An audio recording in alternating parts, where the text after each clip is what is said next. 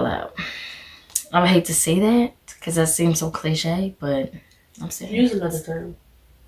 I laughed out loud. And I was rolling on the floor laughing. So now that's lying. I don't roll on the floor. So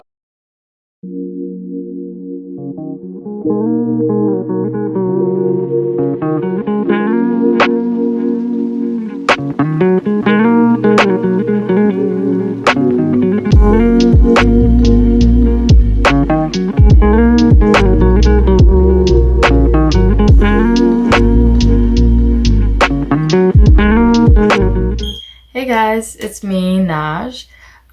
Thank you guys for checking this video out. If you've seen our videos before, you should be used to seeing me and Tanasia, but if it's just me and I'm right by my bookshelf, that means we're doing a book talk. And if you're new, hey, we're doing a book talk today. So with this month being February, it's Black History Month, and then we also have Valentine's Day coming up in like 2 weeks. So why not mesh the two? And I figured we could talk about books about Black love. So we'll have so every author in this book talk today are all African Americans or people of the African or like Caribbean diaspora, like a part of that. And obviously they're romance novels. So like I said, this is a Black love book talk, and most of these books I've read, so I'm gonna give you my like opinion on it, and a couple of them I have not. So anyway, if at any point while you're watching this or at the end you feel the need to like, comment, and subscribe, feel free to do so. Thank you. Okay, so I'm just gonna get right into it, okay? Okay, so I'm first gonna go do the books that I have yet to read that I really want to read. Okay, so the first two books I'm gonna talk about are books written by Alexandra Warren. And so the first book that I really of Alexandra Warren that I want to read is Wins and Losses. And so Wins and Losses is about I had the wrong book open. Okay, so Wins and Losses is about a high school basketball coach. This is his first year. His name is Nasir Valentine, and so this, like I said, this is his first year coaching for this high school team. And obviously, like any coach, like he wants them to win. But in the midst of the season, his team captain's father is murdered, and so this is all going down in an inner city area. So he's kind of learning that being a high school coach in an inner city area isn't as easy breezy, you know what I'm saying? Like it comes with its own added tensions and risks, if you will, and conflicts potentially. And on the flip side of that, we have Carmen Wellington, who is the older sister of the team captain, and her father, you know, they're related. So like they both have so the team captain's big sister, Carmen Wellington, like after her father's murdered, you know, moves to the inner city, moves back home to be a support system for her younger brother, who's currently a senior in high school. And as we just said, he's the team captain of that football team. So obviously they both have these conflicts that they're dealing with. And of course, we're going to have some love involved in it. Okay, so that's that one. Okay, moving on to In His Corner. Now, In His Corner, I'm just like really excited to read about. Like, I love reading about athletes and stuff like that. So this is a boxing book. So this is about Princeton Lattimore, and he is a boxer. And so,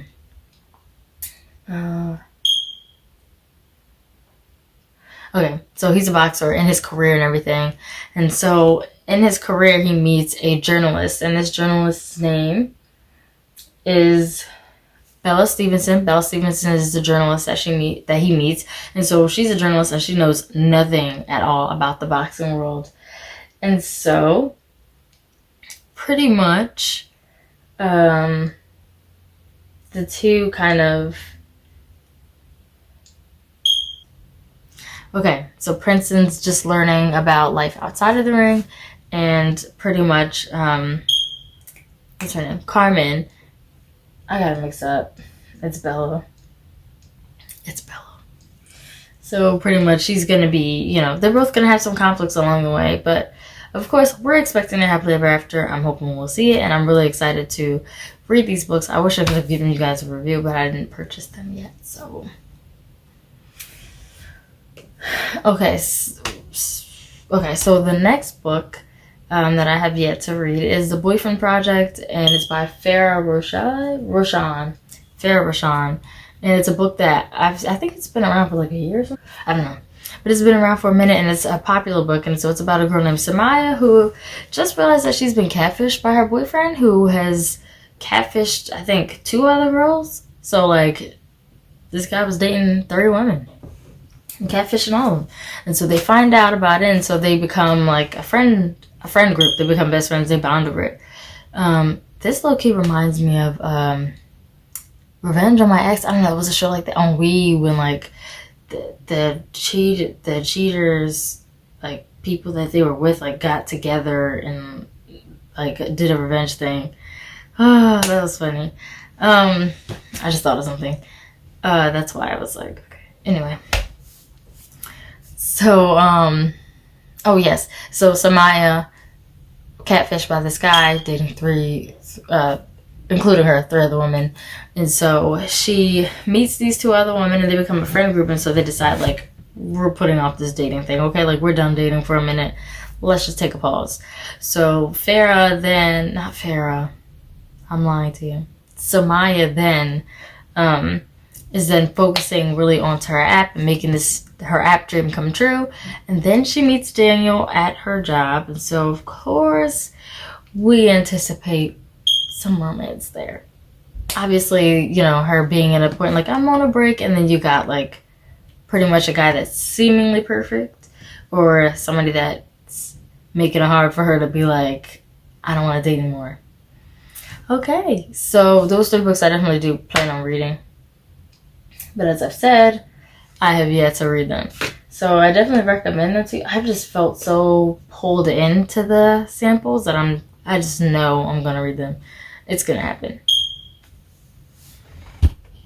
Okay, so now we're on to the books that I have read. So what I'm gonna do is use my Kindle as a way to kind of guide the books that I need to talk about. So the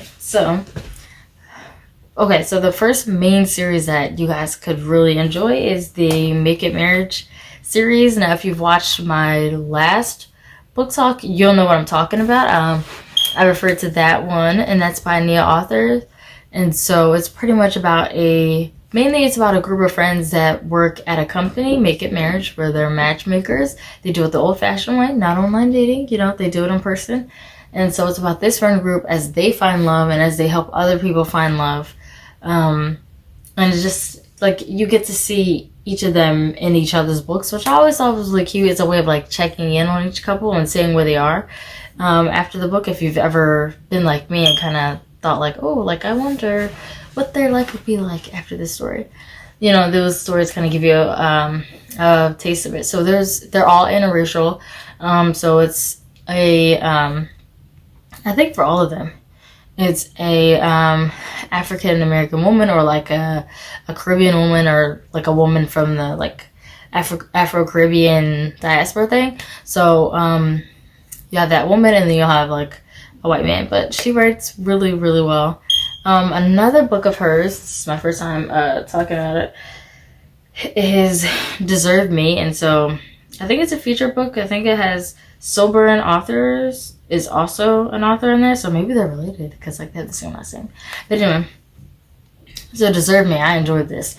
I read this like a bit ago. So this is about Dean and Jazz. So Dean and Jazz have been together for some time once we get into the story, but they have reached a rough patch. So Dean is he's a star now, like a singer, and Jazz has been somebody that's always been there for him. They've been married for some time, and she's just always had his back, but they've lost their way. They've become disconnected, and things that the challenges that come with fame have kind of come between them, and their communication isn't as well, and you know, they're not feeling as connected or in a healthy space for either of them. So a big so we have like a little conflict, Dean, sees his woman. They've been away from each other for some time. And so Dean sees his woman and acts out for a minute. And this act out moment kind of gets his attention, like, my marriage is just really not where it's supposed to be. And so we kind of see Jazz dealing with her mom's pressure for her to live a perfect life, and what that means for her sister, who always felt like she was nothing in comparison to her, to Jazz, who married this famous guy and seemed to have her whole life all together. And so she's dealing with that pressure. And then we've got Dean dealing with his own personal thing. So it's really interesting how they, I found it really endearing. And I really loved the story and how they meet the Doc. So Dean has to work with Doc. He's having a bit of an ego issue on top of his marital problem. So, well, that feeds into it. And so he goes to work with Doc, an older mechanic guy. And so this guy has a lot of wisdom for him and kind of, gets him to get his ego under control and kind of really get a real good look at his marriage and what a good marriage should be like, and what he as a husband and as a man should be doing to ensure that his marriage and that his wife are happy, healthy, and thriving. So I really, really loved the tidbits of advice that we get from the perspective of Doc. I think a lot of guys should honestly read it and like pick up on some of that, in my opinion. And they could learn a lot from it. And as women, too, we can learn a lot from it to know what those rules are. But let's talk for another time. But I really enjoyed it. I loved seeing them come back together. And to start with a conflict, them in a conflicted place was great. Because usually we see, like, hey, like, they're doing great. And then the conflict, and then they do great again. So it was nice to see a little bit more of a flow there. So it was good. It was really enjoyable. I flew right through it. I definitely want to read the other one, but I think it's something about this book that stuck out to me more than the first one. So you don't have to read them in order. Okay, so that was Nia Authors. Okay, so the next book I'm really excited to talk about. Okay, it's Behind the Scenes by Christina C. Jones. So this is my first time reading a Christina C. Jones book. And this book I have not finished yet. I'm in the midst of it, and I absolutely love it. It's about Pierre Perry. He comes from a line of famous people, successful people in Hollywood. His mom was an actress. His dad was a movie maker. And so was his grandfather. So he has a lot of pressure with that. And being in Hollywood, as we can imagine, as a young person, he's exposed to different substances. So, he has a past with substance abuse.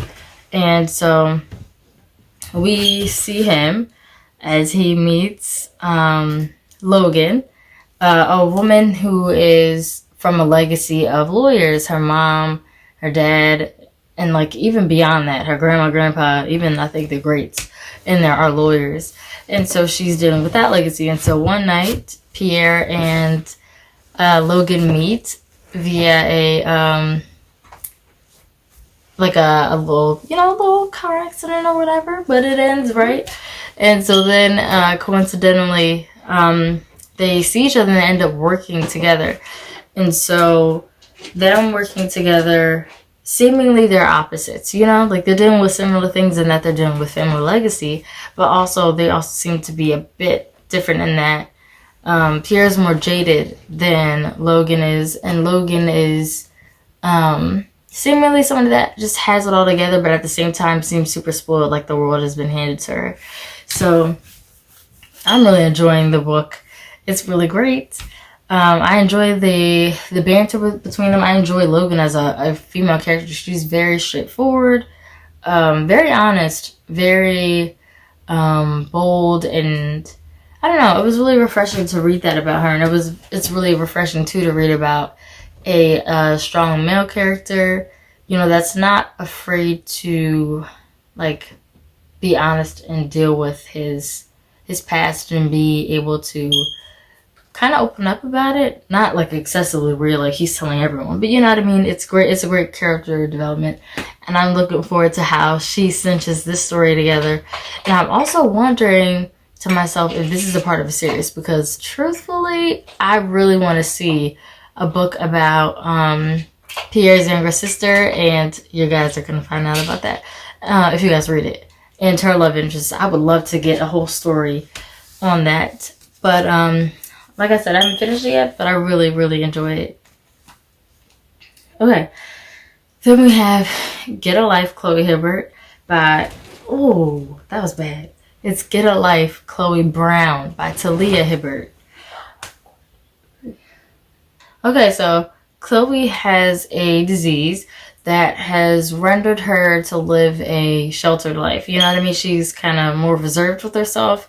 And so she just stays in all day. So she's happy that she's independent, that, you know, she comes from a wealthy family, but has been living on her own for some time. So she's really proud to have been living in this apartment by herself and kind of holding that down.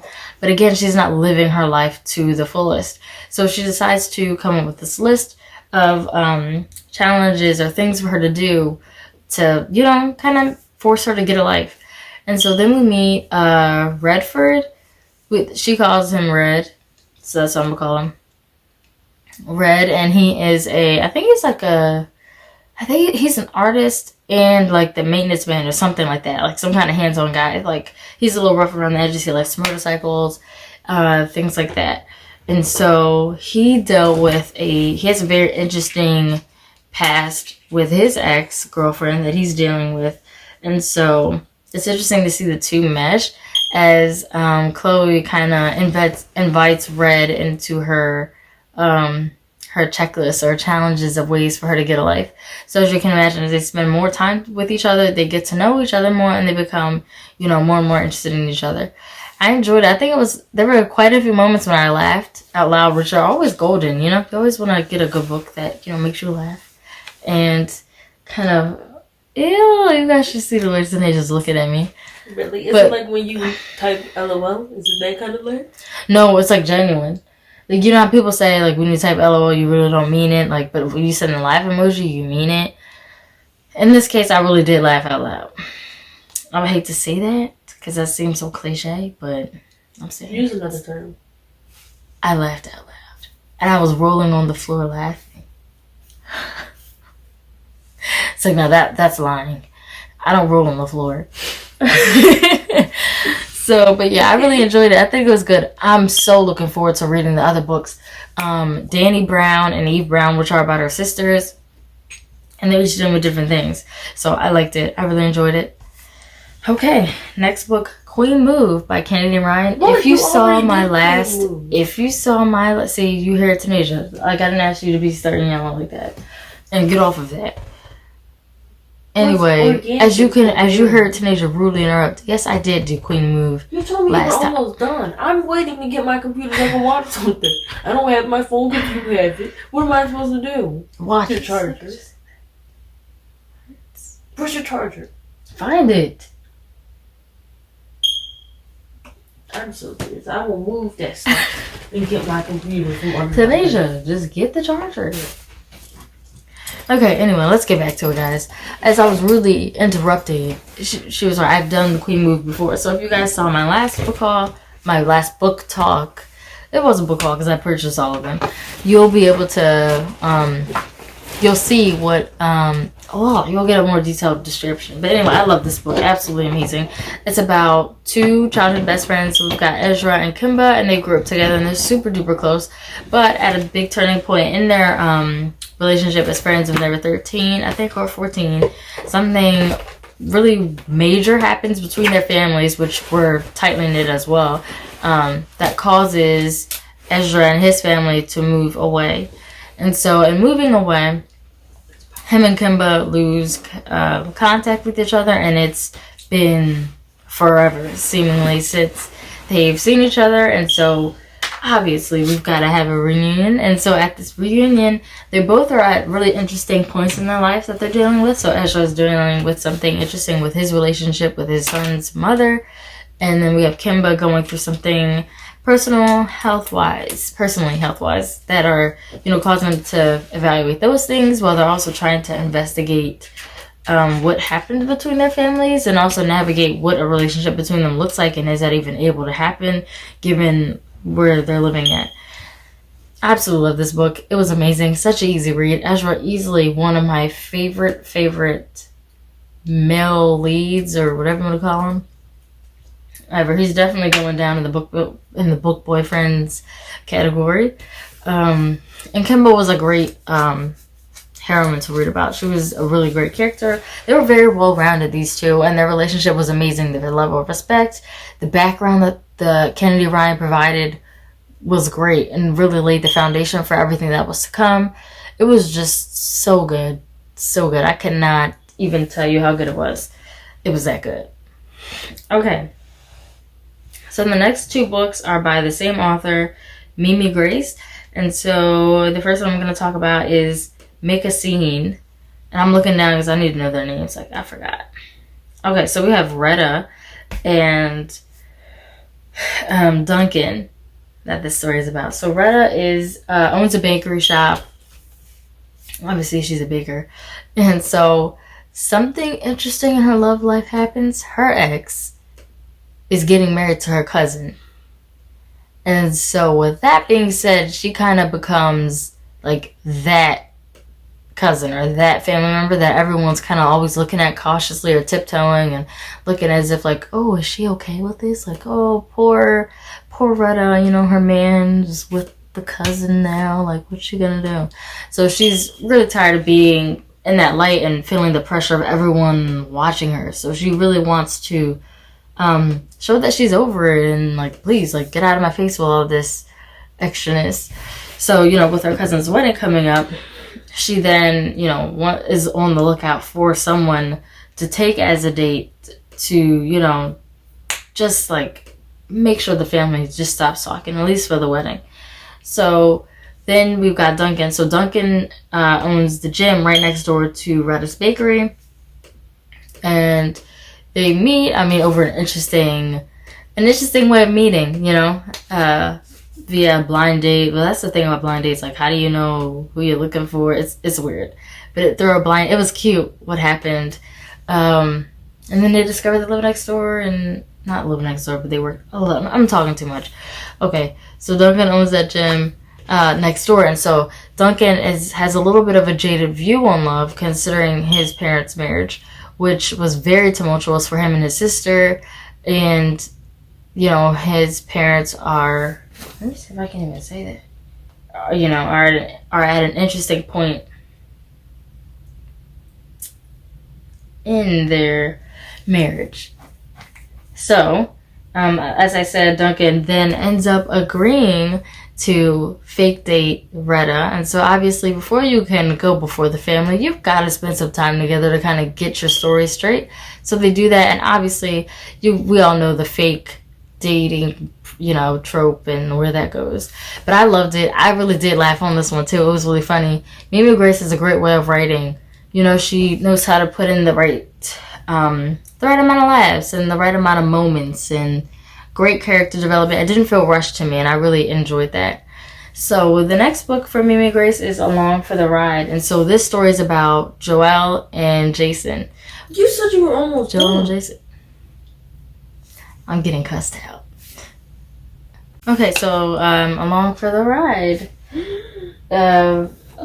is by Mimi Grace as well. So like I said, we meet Joelle and Jason. So Joelle and Jason had met before, and they through Jason's friends with Joelle's brother-in-law.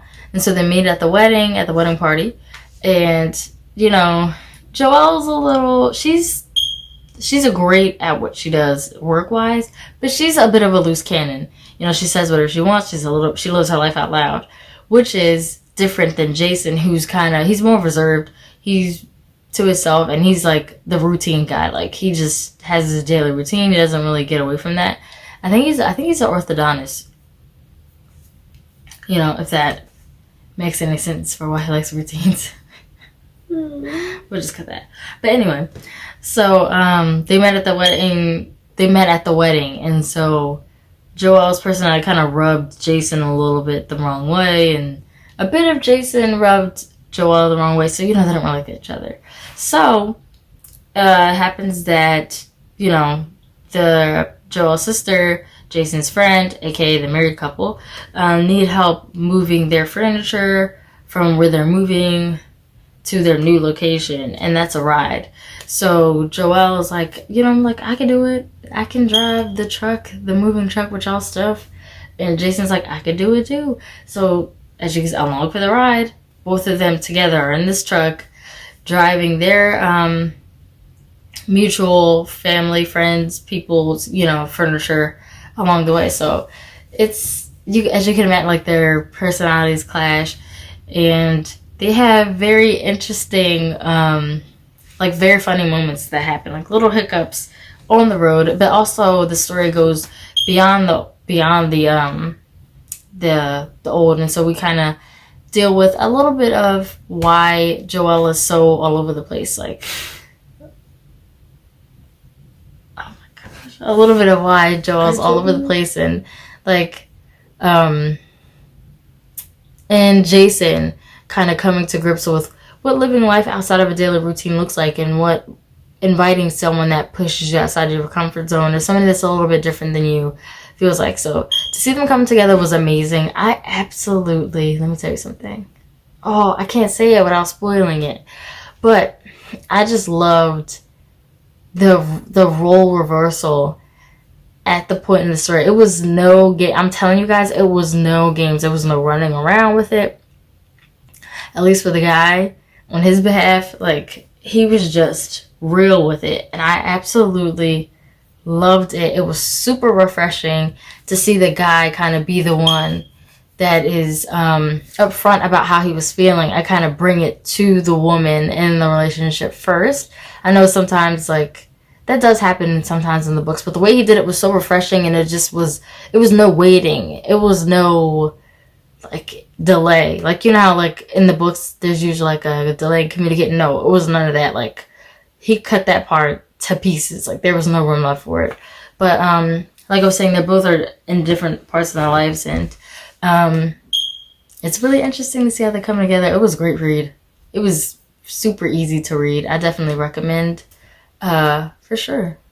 Okay, and the last book, I say for her benefit, is Remember the Time by Tay Monet. This book, I read this book a couple months ago. This book is amazing.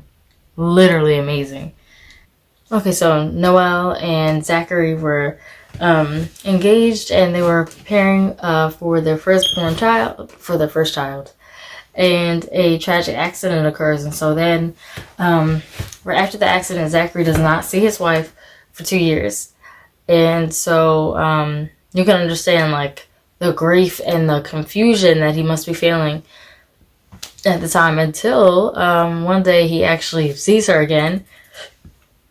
But the problem is she doesn't remember him or, like, any of the relationship. Excuse me, I got the hiccups.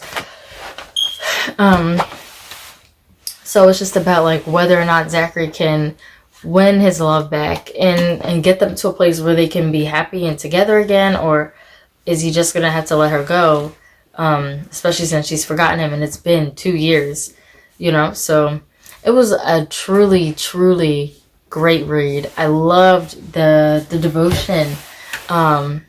It's a trigger word because that's a good song.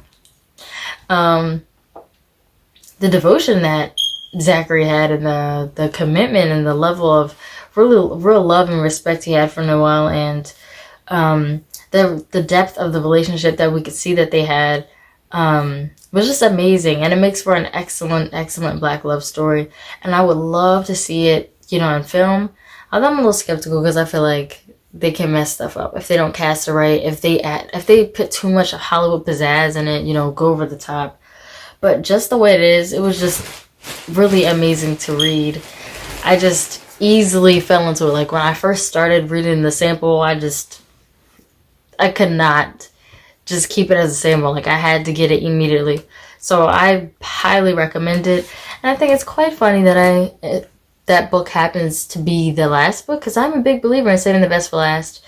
And not that I would ever categorize these books, but Remember the Time is definitely gonna stick in my brain as one of my favorite books to read ever. So I highly recommend that. And yeah. Alrighty, thank you so much for watching this video. I'm Naj, and I hope I'll see you next time in another book talk. I have more book talks to do. I've got a YA Black Love book talk that should be coming out next week. And then I've also got some other interesting topics. So new books written by Black or Afro-Caribbean authors that I'll be talking a bit about too in a few weeks. So please stay tuned. And if you like what you've heard or what you or if you've enjoyed this video, please don't forget to like, comment, or subscribe. We love to hear your comments, any suggestions, what books that you like, what books you recommend on your own. What are your views? Did you not like the books that I liked? We won't necessarily argue in the comments. I'm not an arguer, but I'd be totally open to hearing your different opinions. Oh, and please, if you do not want to miss one of our videos, do not forget to hit the notification bell. That way you get notified anytime I've got a new book talk for you, or myself and my sister has anything else. So in the meantime, you are free to be able to check out our other books and, our other videos. What are you, a librarian? Check out our other books. When we finish checking them in, check it out. So until then, hopefully we'll catch you in another video, alright? See ya.